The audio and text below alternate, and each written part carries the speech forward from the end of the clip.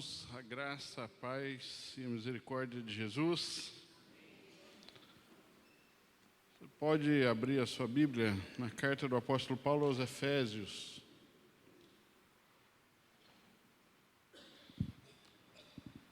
Efésios capítulo 4, versículo 17.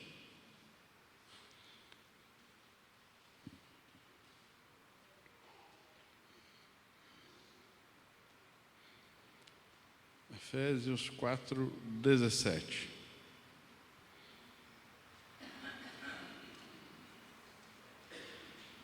A Escritura diz assim: Isto, portanto, digo e no Senhor testifico, que não mais andeis como também andam os gentios, na vaidade dos seus próprios pensamentos, obscurecidos de entendimento, alheios à vida de Deus por causa da ignorância em que vivem, pela dureza do seu coração, os quais, tendo se tornado insensíveis, se entregaram à dissolução para, com avidez, cometerem toda sorte de impureza.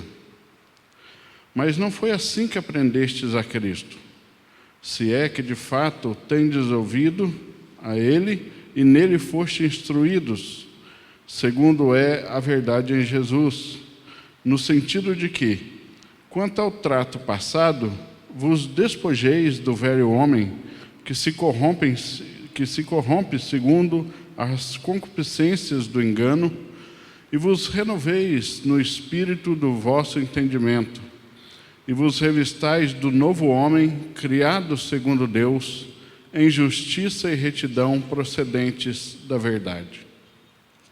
Amém. Glória a Deus. Vamos orar mais uma vez? Senhor santo e bendito, obrigado a Deus por esse trecho da Tua palavra. Nós suplicamos a Deus que o Senhor fale ao nosso coração, que a nossa mente esteja atenta ao que o Senhor quer produzir em nós por meio da reflexão nesta palavra, e nós colocamos o nosso coração de joelhos, a nossa mente dobrada diante do Senhor e humildemente suplicamos que o Senhor nos dê entendimento a respeito destas coisas. É a nossa oração em nome e por amor de Jesus. Amém. Meus irmãos, eu quero, a partir desse trecho da carta de Paulo aos Efésios, compartilhar com vocês algumas coisas que a Escritura prescreve para nós. A carta de Paulo aos Efésios é uma carta que prioriza a doutrina sobre a igreja e a vida cristã em geral. É um dos assuntos principais de Paulo nessa carta. E Paulo já tratou nos capítulos, nos trechos anteriores, de diversos assuntos, e aqui no capítulo 4, ele acabara de falar sobre o governo da igreja, sobre o exercício dos dons, da utilidade de cada membro do corpo pelos dons no corpo, inclusive sendo dirigidos, orientados por aqueles que Deus chama para liderar. E agora ele fala como que essa igreja, governada pelo Espírito e pela ação dele, por meio de alguns que Deus levanta, deve viver nesse mundo com relação aos que não são igreja. No versículo 17, a primeira coisa que Paulo diz nesse trecho é isto, portanto, ou seja, a palavra portanto aí nos remete a entender que o que ele dirá em seguida é uma conclusão óbvia e direta daquilo que foi dito anteriormente. Então ele está dizendo, se isso é a igreja, se isso é o que Deus fez na vida. No capítulo 1, Paulo já tratou da salvação individual pela graça de Deus e o beneplácito da sua vontade. No capítulo 2, Paulo já fez uma comparação da nossa vida pregressa antes de Cristo com a nossa nova vida em Cristo. No capítulo 3, ele já falou do seu próprio apostolado e da vocação dos gentios e da natureza da igreja, falou do governo da igreja, então ele está dizendo, então se isto é a igreja, e se foi isso que Deus fez por nós, portanto, portanto digo, e no Senhor testifico, que não mais andeis como também andam os gentios. Andar na Bíblia, nós já sabemos bem, é um verbo muito recorrente, usado com sentido de modo de viver, maneira de viver. Andar significa o modo como vivemos. E o apelo do apóstolo é que a igreja não pode mais andar, um crente, um filho de Deus, não pode andar do modo que andam os gentios. E ele está escrevendo para uma igreja constituída em sua grande maioria de gentios. Gentios eram o termo que os judeus usavam para se referir àqueles que não eram judeus étnicos, judeus de nascença, que não eram descendentes de Jacó, de alguma das tribos de Israel. Então ele está escrevendo para gentios, mas gentios convertidos, está escrevendo para uma igreja. Então aqui, quando ele se refere aos gentios, é um sinônimo de pagãos, daqueles que não criam em Deus e que ainda viviam na incredulidade do paganismo ou, como quase sempre acontecia, na fé idólatra em falsos deuses. E o que o apóstolo está ordenando aos crentes que lessem a sua carta é que não mais andassem, não mais vivessem como vivem aqueles que são pagãos, aqueles que não creem em Cristo e que não conhecem a Cristo.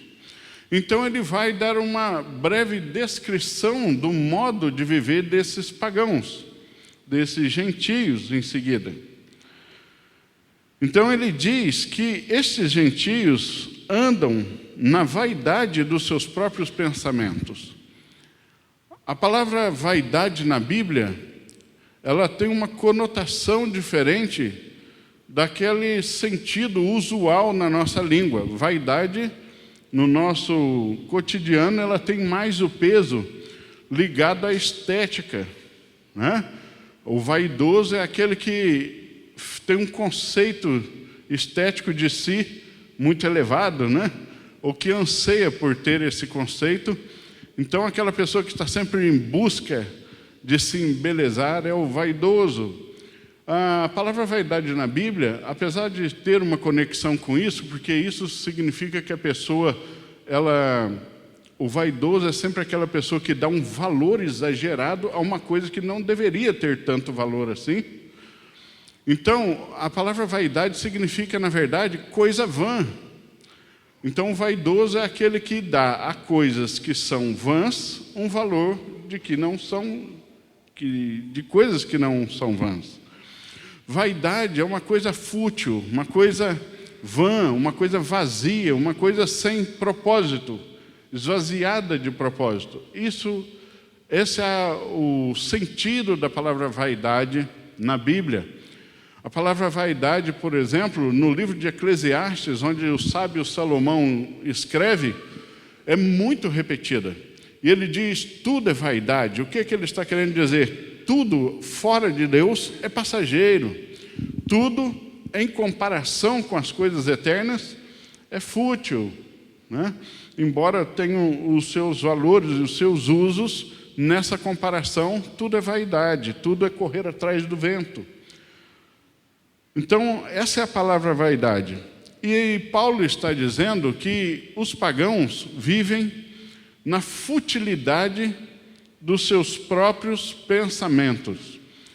A palavra que aqui é traduzida, na versão que eu estou usando, e ali também por pensamento, em algumas versões pode estar mente ou até mesmo entendimento. É uma palavra que carrega um sentido maior do que o próprio pensamento em si. Não é apenas o ato de pensar, mas é toda a mentalidade, toda a maneira de pensar. Não apenas um pensamento, mas a maneira de pensar. O que Paulo está dizendo é que as pessoas, sem conhecer a Deus, sem conhecer a Cristo, elas vivem presas na vaidade, na futilidade da sua própria mentalidade.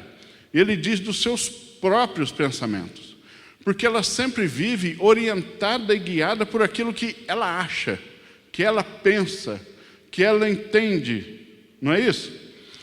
É assim, por exemplo, nós que somos crentes, é muito comum nós estarmos conversando com pessoas não cristãs e as pessoas, quando o assunto é alguma coisa que é pecado, elas dizem, mas isso não é pecado. Você diz, é sim. E a pessoa diz, mas eu acho que não. Ou seja, ele se orienta pelo que acha. Não tem nada, tudo que rege a estrutura mental dessa pessoa está dentro dela mesma. Nada é de fora. Ela não tem nada fora dela que oriente a construção dos seus valores, embora ela seja influenciada, mesmo que não saiba disso, pelo mundo em geral. Mas ela se orienta pelos próprios pensamentos. Então, Paulo está dizendo que a maneira pagã de viver é viver como se aquilo que nós pensamos fosse a verdade absoluta. Quando esses pensamentos são frutos do nosso próprio entendimento. Viver na vaidade, na futilidade dos próprios pensamentos. A mentalidade de um crente é diferente dessa. Porque esses pagãos vivem na vaidade dos seus próprios pensamentos, que são obscurecidos de entendimento. Essas pessoas estão obscurecidas de entendimento no verso 18. Está assim também aí? Obscurecidos de entendimento. O que é um entendimento obscurecido? Obscurecido significa literalmente escurecido, com aquele sentido que a Bíblia traz das palavras trevas, Aquilo que significa falta de luz, falta de orientação, porque a luz traz orientação. Então, obscurecidos de entendimento é esse mesmo tipo de mentalidade que processa todas as coisas, pensa, crê, sente, julga, discerne no escuro. Um entendimento completamente obscurecido, sem luz.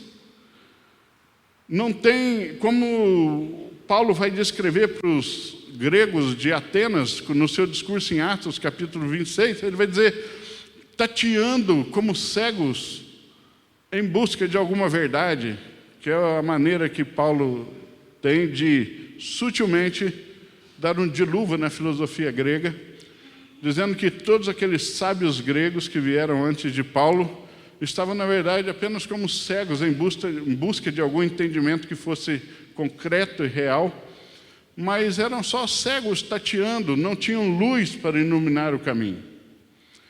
São obscurecidos de entendimento. E veja como Paulo caracteriza a maneira pagã de viver a vida, especialmente pela mentalidade. Ele ainda não está falando de comportamentos aqui. Ele está falando de mentalidade. Porque o comportamento é o efeito da mentalidade. Ele é o resultado da mentalidade. O comportamento de alguém é o resultado da maneira como ela pensa, como ela crê, como ela julga, como ela discerne, como ela entende as coisas. Então, Paulo não diz que a maneira pagã de viver, ela é caracterizada principalmente pelo seu comportamento, vai ser também, mas, antes de tudo, pela forma como essa mente pensa. É a mentalidade vã, o pensamento vão, o entendimento obscurecido, e estas pessoas são alheios à vida de Deus por causa da ignorância em que vivem. Separados de Deus, alheios à vida de Deus. E uma vez separado da vida de Deus, qual é o estado? Em que estado alguém ficaria quando é separado da vida? É o estado de morte, né? Paulo já disse isso quando falou do nosso estado pregresso anterior à salvação, no capítulo 2, quando ele diz: pois nós mesmos estávamos mortos nos nossos pecados e delitos, como andávamos outrora, segundo o fluxo do nosso próprio pensamento, seguindo a vontade da carne e dos pensamentos, e éramos, por natureza, filhos da ira, como também os demais. Entende? Então, estávamos mortos, porque uma vez que se está alheio à vida, não há outro estado a não ser o de morte. Pessoas que estão vivas biologicamente, vivas fisicamente, mas completamente mortas com relação a Deus, alheios à vida de Deus por causa da ignorância em que vive. E essa ignorância é uma ignorância específica. Paulo está dizendo ignorantes com relação a Deus e a verdade de Deus revelada no Evangelho em Cristo Jesus. Eles não são ignorantes em todas as coisas. É óbvio que não, né? É óbvio que alguns gentios, como Paulo classifica aqui, alguns pagãos, alguns não cristãos, não são nada ignorantes com relação a muitos assuntos. Há médicos, há doutores, há engenheiros, há cientistas, e há gente ignorante também em muitos assuntos, né? Mas aqui ele está dizendo que são ignorantes com relação à vida de Deus, são ignorantes com relação a tudo que Deus revelou em Cristo e no Evangelho. E por causa dessa ignorância em que vive, estão alheios à vida de Deus.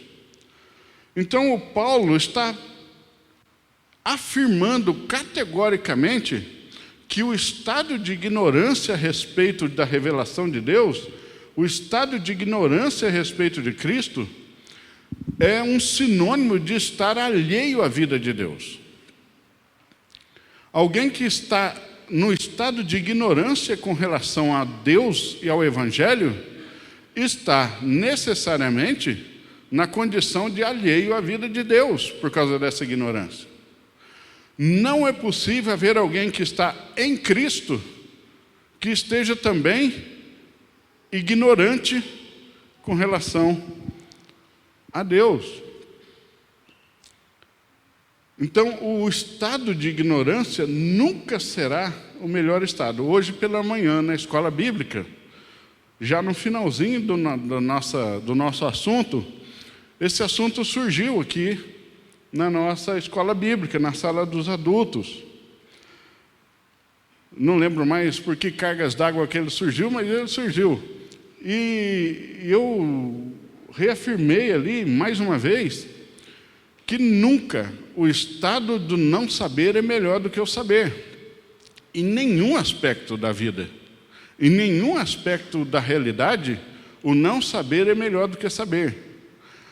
Nós vivemos um tempo em que a ignorância é, em alguns momentos, tolerada, em outros ela é incentivada e em outros ela é até adorada. Como se a ignorância fosse melhor do que o contrário dela. Algumas pessoas se orgulham de não saber, quando deveria ser o oposto. Eu já conversei com pessoas que ficaram orgulhosas de não saber certas coisas. No meio evangélico não é diferente, porque a pessoa às vezes entra na igreja, mas traz toda a mentalidade dela. A mentalidade vem junto e ela continua pensando do mesmo modo. E a pessoa às vezes fala assim, uma vez uma pessoa disse o seguinte: nós falamos sobre um assunto e a pessoa chegou ao cúmulo de dizer o seguinte: eu prefiro não saber essas coisas, porque se eu souber eu vou ter que fazer alguma coisa, vou ter que tomar uma decisão, então prefiro não saber. Entende? Esse aí é um atestado de incredulidade. Isso é um amor pela incredulidade. Quando a pessoa, por medo da implicação do saber, porque o saber responsabiliza, o saber nos coloca numa condição, numa posição de ter que decidir sobre o que sabemos, a pessoa prefere não saber.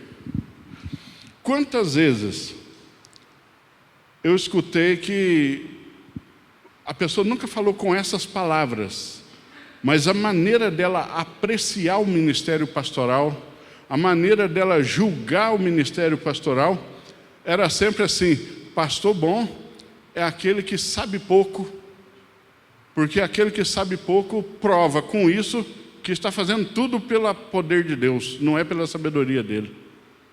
Ela nunca falou com essas palavras, entendeu? Mas você via na maneira dela admirar, na maneira dele julgar o ministério pastoral, que ele achava mais poderoso o pastor que sabia pouco. Porque se ele sabe pouco, logo ele não pode estar escorado no próprio entendimento, então ele só pode estar dependendo de Deus. Isso é um absurdo sem tamanho. Entende? Um absurdo sem tamanho. Como se Deus não fosse capaz de usar o ignorante, mas amasse o ignorante no estado da ignorância. Né? Não é assim que funciona.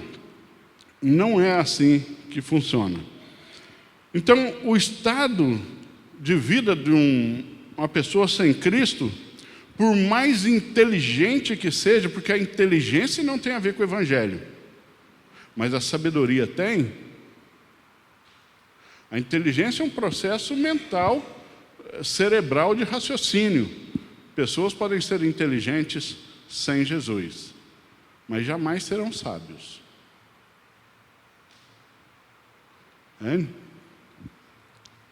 Pessoas que produzem, que hackeiam e roubam, hackeando, são muito inteligentes, mas não são sábios. Entende?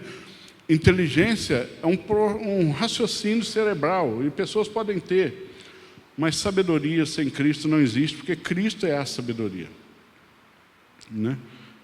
Em Cristo estão escondidos todos os mistérios do conhecimento e da sabedoria, diz Paulo em Colossenses. Então, o modo pagão de viver é na vaidade dos próprios pensamentos, sendo orientado e guiado por aquilo que ele enche a própria mente. E todo pagão enche a mente de outras coisas que não são o Evangelho e a palavra revelada de Deus. Então, logo, ele é orientado pelo produto daquilo e nunca é coisa boa. Obscurecidos no entendimento, andando no escuro, alheios à vida de Deus por causa da ignorância em que vive, pela dureza do seu coração. O coração é endurecido. O que é o coração, a dureza do coração? É aquele coração que não se verga à verdade. Nós vivemos um tempo em que argumentos não convencem mais ninguém. Não existe mais debate. Não existe debate, existe muita discussão. Discussão tem demais, né? Política, então, nem se fala. O que existe demais é discussão. Debate não existe mais. O debate é diferente da discussão. O debate é a apresentação de argumentação, onde ambos os lados estão em busca da verdade. Isso é debate. Então, uma pessoa tem um posicionamento, outra pessoa tem um posicionamento oposto. Os dois apresentam a argumentação de por que pensam de tal maneira. Então, os dois lados julgam e falam assim: realmente, este argumento é melhor. Então, aquele se rende à verdade. Agora, a discussão não. A discussão nunca está em busca da verdade. Ela está em busca de vencer a discussão. Então, não importa o argumento. Você pode apresentar a verdade desenhada, como se diz. Você pode desenhar. Não importa, a pessoa não está em busca dela. Ela não está debatendo, ela está apenas discutindo. Então, não importa, porque o que importa para ela é sair vitorioso da discussão. é ter a última palavra na discussão. Não é a verdade. A dureza do coração é isso, é quando esse coração não se importa mais com a verdade. Ele se endureceu, ele está insensível, ele endureceu como se fosse um coração calejado.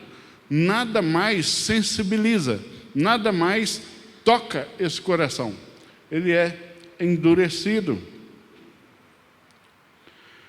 E por causa desse modo de pensar, de ser, de sentir e crer, estes pagãos, no verso 19, tendo se tornado insensíveis pela dureza do seu coração, a ignorância em que vive e a obscuridade do seu entendimento e a vaidade dos seus próprios pensamentos, tendo se tornado insensíveis, se entregaram à dissolução para com avidez cometerem toda sorte de impureza. Se entregaram à dissolução para, com avidez, ou seja, com gana, se entregarem, cometerem toda sorte de impureza. Não dá outra. Toda pessoa que vive como um pagão desemboca, caminha para a devassidão e a impureza. A palavra impureza na Bíblia, quase sempre, ela carrega o peso dos pecados, aqueles pecados intensos, pecados grosseiros, quase sempre carregando um tom mais de natureza sexual, a palavra impureza. Mas aqui Paulo está usando impureza para todo tipo de pecado e perversão do que é santo. Não é? Perversão na família, perversão nos relacionamentos, perversão política, perversão financeira, perversão social, todo tipo de pecado, todo tipo de impureza, todo tipo de distorção do que é santo. E o jeito pagão de viver não pode levar ninguém para outro caminho, senão para a dissolução, para, com avidez, cometerem toda sorte de impureza. Vai caminhar para lá de um jeito ou de outro. Não é possível conduzir alguém. O caminho dos ímpios não pode terminar em outro lugar. O Salmo 1 termina dizendo dessa distinção do caminho dos ímpios e do caminho dos justos, né?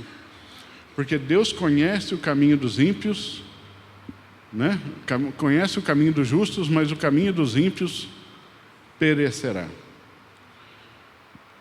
No verso 20, Paulo, que está fazendo aquele apelo aos cristãos que não vivam mais como andam os gentios, como vivem os pagãos, então agora ele vai fazer o contraste com esse modo pagão de viver.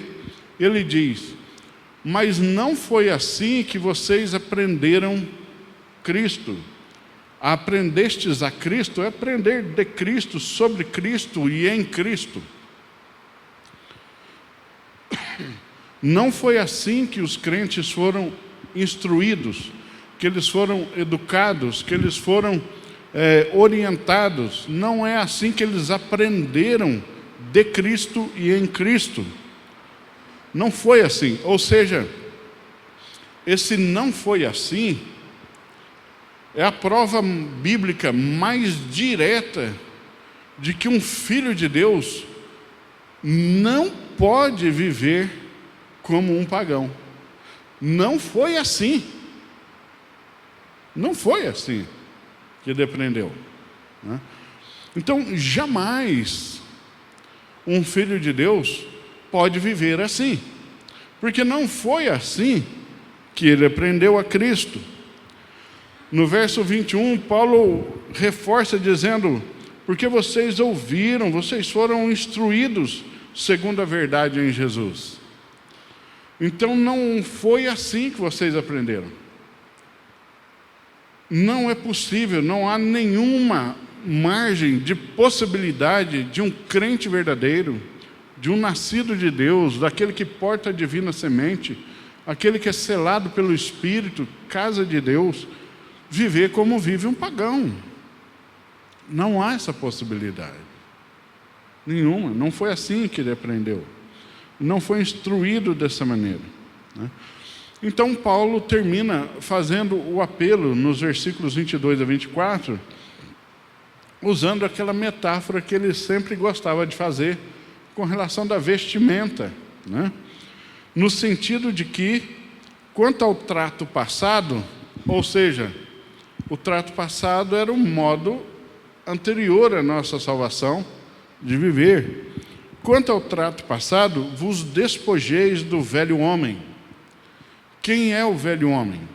O velho homem era o pagão que nós também éramos antes de sermos chamados das trevas para a luz, antes de sermos salvos por Cristo Jesus, antes da graça de Deus nos alcançar, antes de sermos transformados em novas criaturas pelo poder de Deus. Então, vos despojeis do velho homem que se corrompe segundo as concupiscências do engano. Mais uma vez, ele caracteriza pelas questões mentais. Engano é sempre uma coisa mental, né? O engano é algo que você crê ou acredita e que não é real. Isso é um engano. Então, o crente, ele está sempre se despojando da sua velha maneira de viver, do seu velho homem. Ele não pode viver ainda como um velho homem, ele está se despojando, ele está se livrando desse velho homem. Na verdade, este velho homem já está crucificado com Cristo, se a conversão foi real. Se a conversão é real, se alguém realmente foi salvo por Cristo, e não é apenas um membro de igreja, o velho homem está morto, está crucificado com Cristo. Em potência, em potencial, ele está morto. Mas o jeito de um crente viver é se despojando de toda a mentalidade, de todo o comportamento, de todo o modo de viver que é próprio do velho homem.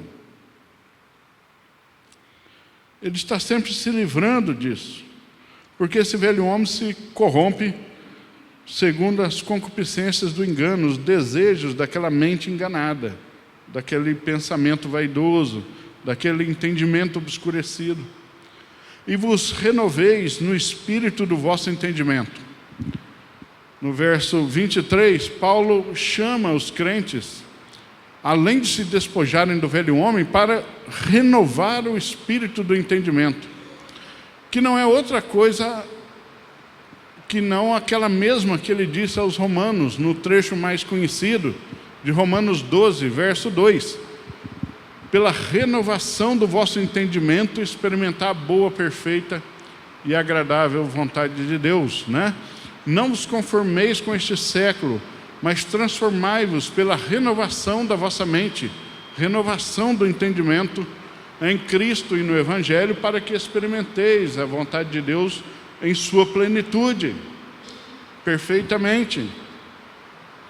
Então, muitos crentes não experimentam a perfeição da vontade de Deus, porque lhes falta ainda crescer no processo de renovação do entendimento, na renovação do espírito do vosso entendimento, como ele diz aos Efésios. E no verso 24, ele diz: se ele pediu para se despir do velho homem, então você tem que se revestir de um novo homem. E vos revistais do novo homem, criado segundo Deus. Criado segundo Deus. Este novo homem, o novo ser que nós somos em Cristo na salvação, ele é criado segundo Deus. O velho homem é criado segundo Adão, com todas as características de Adão que nós herdamos na concepção natural, no nascimento natural. Mas o novo homem, que nasce pelo novo nascimento, na concepção espiritual em Cristo, ele não herda as características de Adão, ele herda as características do seu pai, de Deus. Então, vos revistais do novo homem que é criado segundo Deus. E se é criado segundo Deus, não é orientado pelos próprios pensamentos. Não é orientado pelo próprio entendimento. Ele é orientado pela palavra desse Deus. Ele é orientado pela revelação desse Deus e pela sua relação com esse Deus. Este novo homem que é criado segundo Deus, nós nos revestimos dele em justiça e retidão procedentes da verdade. Justiça e santidade são irmãs e andam sempre juntas. Na verdade, são quase como que faces da mesma moeda. Santidade é um termo que a Bíblia usa sempre se referindo na nossa relação com Deus. Somos santos na relação com Deus. Na relação com o outro, o termo que a Bíblia usa é justiça. Ser santo para com o outro é ser justo. Justiça é a expressão da santidade na relação com o outro. Na relação com Deus é santidade. Na relação com o outro é justiça. Lembram dos 10 mandamentos? Não vou pedir para ninguém falar os 10 na ordem certinha, não. Sempre dá zebra, né? Porque muito crente ainda tem massificado o jeito do catecismo católico, né? Toda vez que eu peço para falar o primeiro mandamento, ele fala do jeitinho que aprendeu na igreja católica, né? Amar a Deus sobre todas as coisas. Eu falo, isso não está na Bíblia. Não é desse jeito que está na Bíblia. Aí a pessoa toma um susto. Então, mas os 10 mandamentos, Moisés sobe ao cume do Sinai, 40 dias e 40 noites, numa reunião fechada com Deus, e quando ele desce de lá, ele está com 2 lascas de pedra, onde Deus escreveu com seu próprio dedo os 10 mandamentos, o que nós chamamos de 10 mandamentos. Eram 2 placas, se lembram disso? Numa placa tinha os mandamentos de 1 a 4. E todos esses 4 primeiros mandamentos se referem à relação do homem com Deus. Primeiro mandamento: não terás outros deuses diante de mim. Esse é o primeiro mandamento. Se refere à relação com Ele. Segundo mandamento: não farás para ti imagem de escultura, nem do que é em cima no céu, nem embaixo na terra, nem debaixo da terra. Se refere à relação com Ele, ao culto. Terceiro mandamento: não tomarás o meu nome em vão. Quarto mandamento: guardarás o dia de sábado, né? Todos na relação com Deus. Essa era uma pedra. A outra pedra tinha os outros 6. E todos os outros 6 lidavam da relação entre os homens. Honrar pai e mãe, não matar, não roubar, não adulterar, não cobiçar, tudo entre nós. Mas a segunda pedra é segunda por isso, depende da primeira. Uma pessoa que vive exatamente como diz a segunda pedra.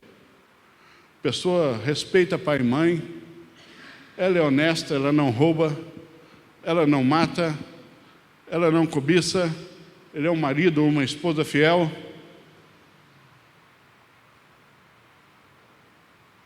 É um servo de Deus por isso? Não. Se não passa pela primeira pedra, a segunda não tem valor. A primeira pedra antecede. Se a relação com Deus não é digna, não será digno tudo isso aqui. Porque isso tudo aqui é fruto apenas de uma boa criação. Mas isso aqui é fruto de uma nova criação. Entende? De uma nova criação em Cristo.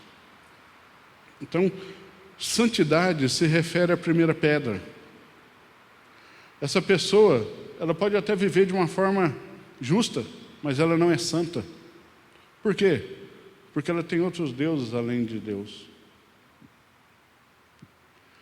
Alguns falam assim, mas eu também creio em Jesus lá na minha religião.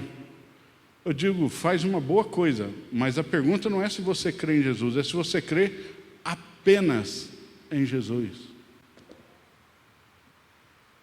Se você crê em Jesus, faz uma boa coisa. Mas se você não crê apenas em Jesus, não vale nada. Entende isso? É solo Christus, um dos lemas da reforma. Só Cristo. Esse é o primeiro mandamento. Se você quebra o primeiro mandamento, não importa se você segue os outros 9. Não tem valor. Não terás outros deuses diante de mim. Se você se ajoelha diante de outras divindades, não importa mais como você vive. Você está enquadrado nos gentios. Não há justiça. Não há santidade. Então a justiça não tem valor quando a santidade não a encharca, não a envolve, não a motiva. Ela sempre será praticada com outros motivos, e não motivos santos e dignos. Então, o crente ele se reveste do novo homem, que é criado segundo Deus, em justiça e santidade, em justiça e retidão, que são procedentes da verdade. Efésios é uma cartinha curta, se comparada com os outros escritos de Paulo. Dividimos ela em 6 capítulos. E a palavra verdade aparece 7 vezes. É uma ênfase na carta. É procedente da verdade. E qual é a verdade? A verdade é a revelação que Deus faz de si mesmo no Evangelho e em Cristo. A verdadeira justiça e a verdadeira santidade procedem da verdade. Fora da Escritura e fora de Cristo não há verdade, nem santidade, nem justiça reais. Não podem haver. O velho homem pode se travestir de novo, mas só aqueles que se despojaram do velho e se revestiram do novo é que são filhos de Deus. O chamado do apóstolo nesse trecho para nós é esse: não andem mais como andam os pagãos. Nós não podemos. A Bíblia faz uma distinção marcante entre modo de viver dos servos de Deus e modo de viver dos que não são servos de Deus, filhos de Deus. Se vivemos como vivem todos os demais sem Cristo, algo está muitíssimo errado.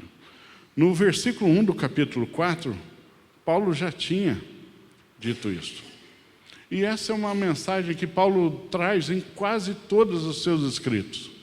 Rogo-vos, pois, eu, o prisioneiro no Senhor, que andeis, que viveis de modo digno da vocação a que fostes chamados. Filipenses 1:27, a primeira parte do versículo é a mesma coisa. Vivei de modo digno do Evangelho. Vivei, acima de tudo, por modo digno do Evangelho de Cristo. Essa é uma constante na Bíblia para os crentes. Meus irmãos, o modo como vivemos importa muito. Importa muito. Não pense você que estar com o dízimo em dia, estar em dia com a frequência aos cultos, são coisas santas, é coisa santa. Mas não pense em vida cristã de trás para frente. Essas coisas são efeitos, nunca são causas. A causa é Cristo, a causa é a graça de Cristo. Se não é fruto de um revestimento do novo homem, criado segundo Deus, pela orientação da sua palavra, mas apenas fruto do meu próprio entendimento, porque eu entendi que isso é uma coisa boa, é fruto apenas do meu entendimento, Não há distinção entre nós e os pagãos. É necessário que a nossa vida, nós não queremos ser diferentes só para sermos diferentes, isso seria vaidade. Nós somos diferentes por natureza. A maneira de nós pensarmos, sermos, agirmos e crermos é diferente porque ela é orientada pela verdade, em Cristo revelada, em Cristo e na Escritura. Não podemos nos orientar pelos nossos próprios pensamentos. Siga seu coração para você ver onde você vai parar. Siga seu próprio entendimento para você ver onde é que você vai desembocar. Oriente-se pelo que você acha, para você ver onde isso vai terminar. Nós somos escravos da Escritura, escravos de Cristo. A Escritura é o nosso caminho e o nosso limite em Cristo. Não podemos nos desviar nem para a direita, nem para a esquerda. A Bíblia é a nossa herança, ela nos pertence. Sendo a palavra de Deus, ela nos pertence como uma herança deixada por Deus a nós, para nós e nossos filhos, para que cumpramos todas as ordenanças desse livro. É este livro que molda, forma e orienta a nossa cosmovisão, a nossa mentalidade, o nosso entendimento e a maneira como processamos, julgamos, discernimos, cremos, pensamos. Então, para nós, serve aquilo que a Escritura aprova. Não serve o que a Escritura diz aprova. E assim por diante. É isso que diz Deuteronômio 29, 29. Quem estava na EBD hoje sabe falar de cor, né, Cida? Deuteronômio 29, 29. Aprendeu hoje, não esquece mais. Ela falou, não esquece mais. Né? As coisas encobertas pertencem ao Senhor. Encoberto é aquilo que Deus não revelou. Revelar é o contrário de encobrir, né? As coisas encobertas pertencem ao Senhor, nosso Deus. Porém, as coisas reveladas nos pertencem, a nós e a nossos filhos, para sempre, para que cumpramos todas as palavras desta lei. A Escritura, a revelação de Deus, é a nossa herança. Deus nos deu a nós e nossos filhos, para nos orientar. Por isso o salmista diz com tanta convicção, lâmpada para os meus pés é a tua palavra, e luz para o meu caminho, porque o meu entendimento não pode ser obscurecido. Né? A Escritura é literalmente o farol da vida. Viver sem a Escritura é como andar de noite num carro sem farol. Já aconteceu com você? Já aconteceu comigo, de ser necessário dirigir sem farol à noite. Já, Jorginho? É terrível, não é? Por mais que você conheça a estrada e tenha vivido ali muitos anos, é uma loucura, é simplesmente uma loucura. E a Bíblia é literalmente como um farol, um sol, ao meio-dia, clareando a maneira e o caminho da vida. Não há maneira santa de viver fora da Escritura e de Cristo. Qualquer vida vivida fora de Cristo e da Escritura é uma vida pagã. Não importa se ela está dentro da igreja. É uma vida pagã. Cuidado para você não se surpreender. Se dedique ao conhecimento de Cristo e da Escritura. Se despoje do velho homem. Se renove em Cristo todos os dias.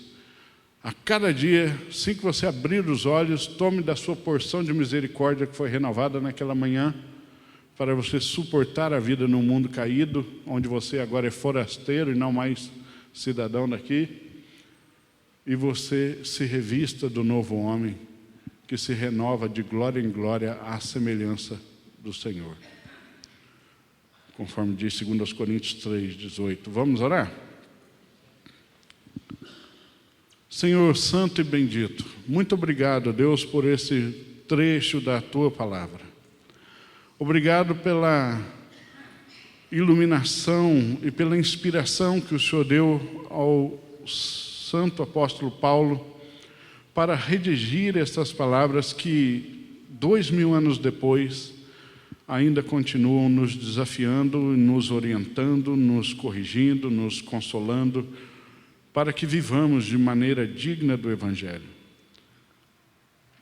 Perdoa-nos, ó Deus, pelo modo pagão que vivemos e, após a nossa salvação, Deus, pelos deslizes que temos, mas ajuda-nos a nos renovar dia após dia, de entendimento em entendimento, de glória em glória, dia a dia, de oração em oração, de mensagem em mensagem, e nos aperfeiçoando para glorificar ainda mais ao Teu nome.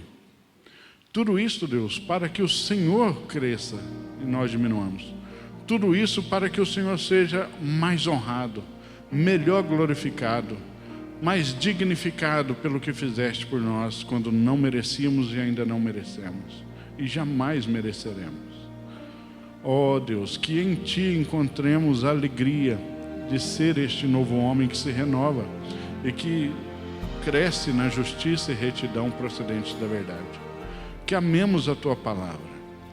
Que, ó Deus, a cada letra, a cada vírgula, a cada sentença dela, o nosso coração vibre, ó Deus, como quem está ouvindo Deus falar, porque é isso mesmo que está acontecendo. Devemos viver como se a nossa vida dependesse da Escritura e da oração, porque depende, Senhor, dependem dela. Nossas vidas dependem da Escritura e da oração, para que caminhemos com o Senhor de maneira digna. Ó Senhor, tem misericórdia de nós e ajuda-nos nessa empreitada, pois se dependermos de nós mesmos, estaremos completamente perdidos. Se conosco, dá-nos um restante de noite e uma nova semana agora, cheios da Tua presença, com o coração vibrante por mais do Senhor, com o desejo genuíno de compartilhar esta revelação e compartilhar Cristo com aqueles que ainda não conhecem, e que não desprezemos as oportunidades, nem de anunciar o Evangelho e nem de crescer no Evangelho. Que, ó Deus, aprendamos a lidar melhor com o nosso tempo, com os nossos recursos, de maneira a otimizar o nosso crescimento espiritual, para honrar ao Senhor e Te deixar cada vez mais feliz conosco. Por amor e em nome de Jesus, o Messias. Amém.